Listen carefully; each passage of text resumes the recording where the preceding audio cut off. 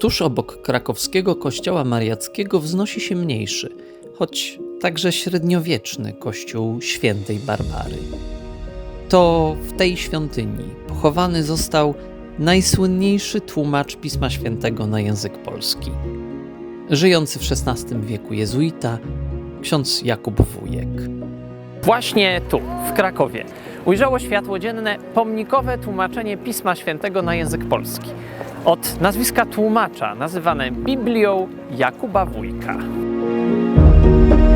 Tekst przygotowany przez jezuitę wywarł wielki wpływ na recepcję tekstów biblijnych w polskiej kulturze. Nie było to jednak pierwsze wydane drukiem tłumaczenie całego Pisma Świętego po polsku. To bowiem, znane jako Biblia Leopolity, ukazało się ponad 40 lat wcześniej. Także w Krakowie, w drukarni rodziny Scharfenbergerów. I właśnie o tych najwcześniejszych, drukowanych polszczyzną wydaniach Pisma Świętego porozmawiam dzisiaj z profesorem Januszem Gruchałą z Uniwersytetu Jagiellońskiego.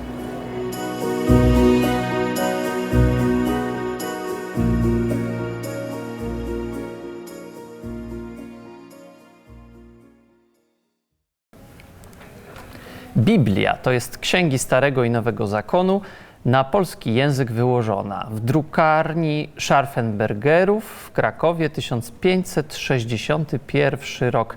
Dlaczego naszą rozmowę możemy zacząć od tej Biblii? Ona jest ważna, bo to pierwsze tłumaczenie na język polski wydane w Polsce całej Biblii, bo wcześniej tłumaczono poszczególne księgi, Nowy Testament, Psałterz, ale to jest pierwsza Biblia po polsku wydana u Scharfenbergerów w Krakowie. To jest paradoks, bo jesteśmy przeświadczeni, i to prawda, że to protestanci wprowadzali Biblię w językach narodowych. W Polsce tak się stało, że to katolicy, katolicka drukarnia wypuściła całą Biblię po polsku. Nazywa się ją Scharfenbergerowską albo Biblią Leopolity, bo jest ujawniony ktoś, kto pracował nad nią, Jan Nycz Leopolita, czyli pochodzący z Lwowa. Nie jesteśmy przeświadczeni tak do końca, że to on w całości przetłumaczył, być może udoskonalał przekład wcześniej istniejący, ale to jest Biblia Leopolity albo Scharfenbergerowska, pierwsza polska Biblia.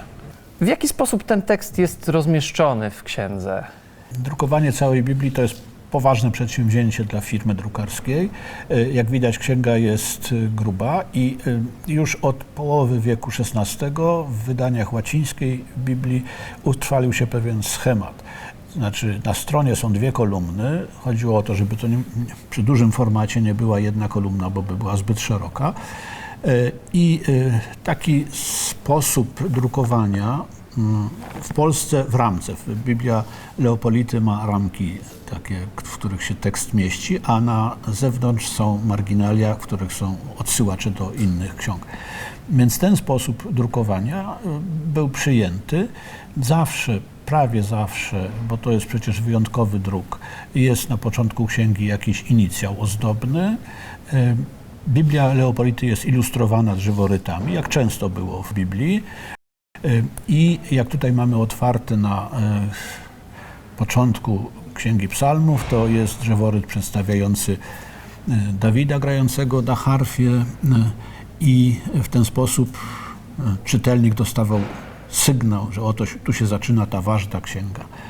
Biblia Leopolity jeszcze nie ma numeracji wersów, choć to już było przyjęte od lat 50. wieku XVI, co sprawia, że dzisiaj trudno ją cytować, z niej cytować dokładnie.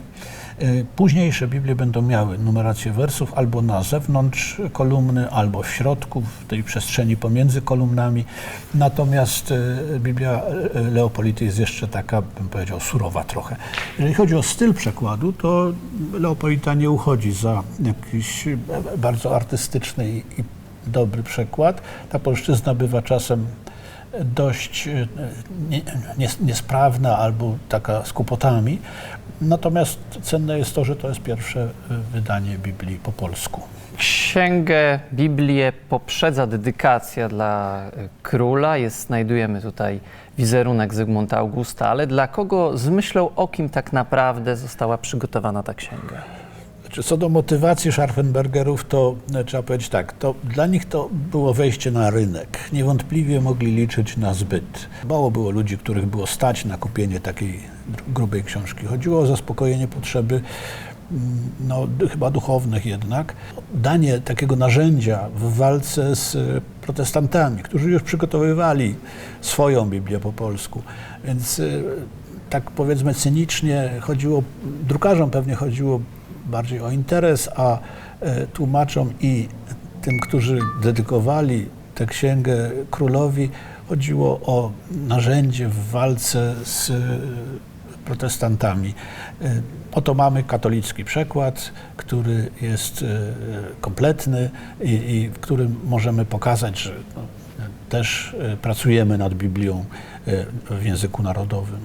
Już 2 lata po publikacji, po wydaniu pierwszego przekładu na język polski, które, jak zauważyliśmy, było przekładem katolickim, ukazuje się ta księga.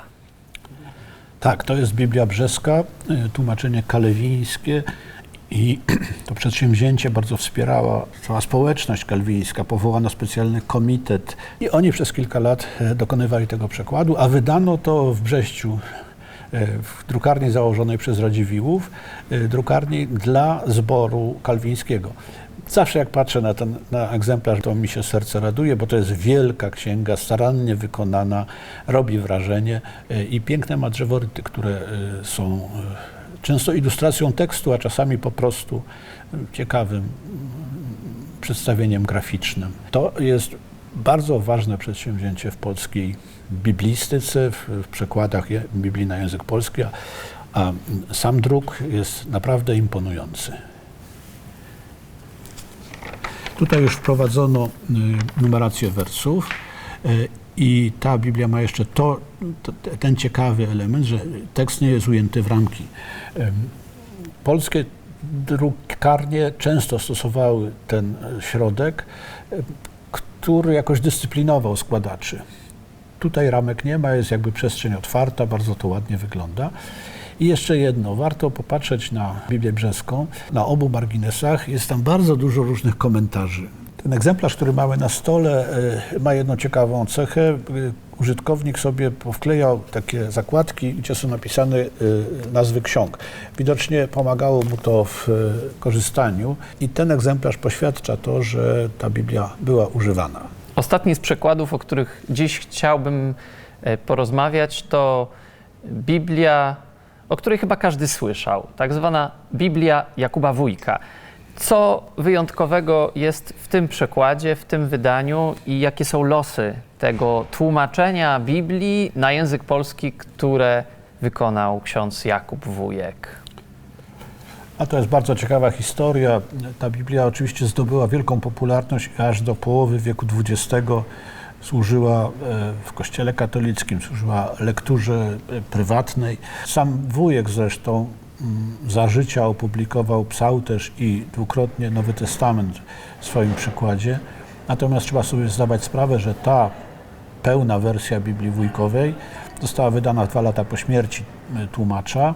Powołano komisję, jezuici powołali komisję, która dokonywała licznych zmian, poprawek. Poprawianie Biblii Wójka było elementem posłuszeństwa wobec kościelnych nakazów. Tam, gdzie tłumaczenie Wójka mogło sprawiać wrażenie niepewnego, komisja poprawiła. Natomiast niewątpliwie autorstwo całego przekładu przypisywać trzeba księdzu Jakubowi Wójkowi. To jest niezwykła rzecz, że jeden człowiek przetłumaczył całą Biblię na język polski i to tłumaczenie zyskało tak wielką popularność przez wieki.